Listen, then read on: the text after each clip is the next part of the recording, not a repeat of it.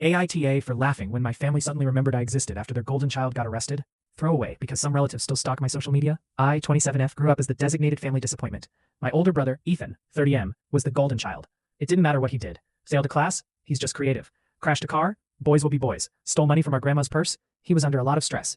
Meanwhile, I got yelled at for using too much electricity charging my phone. When I was 18, I got a scholarship to college. My parents skipped my graduation party because Ethan's amateur band was playing at a dive bar that same night. They literally chose a crowd of 7 drunk strangers over their daughter. That was the moment I stopped trying. I worked 2 jobs, graduated, got into software consulting, and eventually started my own company. It wasn't some overnight success story. It was years of ramen noodles, panic attacks, and pretending everything was fine while fixing bugs at 3 a.m.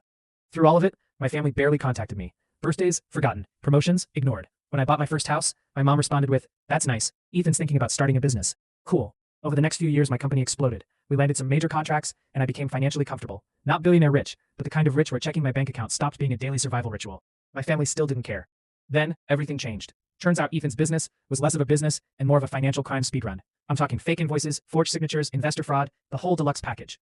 One morning, I woke up to 23 missed calls. Ethan had been arrested. Suddenly, my phone became the hottest family destination on earth. My mom called crying. My dad left a voicemail saying, "Family has to stick together." An aunt who hadn't spoken to me in 6 years somehow found my number. They all wanted the same thing: money. Bail money, lawyer money, court money, family support. My personal favorite was when my cousin said, "You know, Ethan always believed in you." I laughed so hard I almost dropped my coffee. The same Ethan who once told relatives I was probably going to fail at life believed in me? Amazing revision of history. For 2 straight weeks they bombarded me with calls, texts, Facebook messages, and even handwritten letters. One message literally said, "We're all you've got." That's when I realized something hilarious. No, I wasn't all they'd got. I was all their money had got. So I sent one group message. Since we're suddenly acting like family, I'd like to remind everyone that family attends graduations, remembers birthdays, and doesn't treat one child like a backup appliance. I wish Ethan luck with his legal situation. Unfortunately, my wallet has chosen to remain estranged.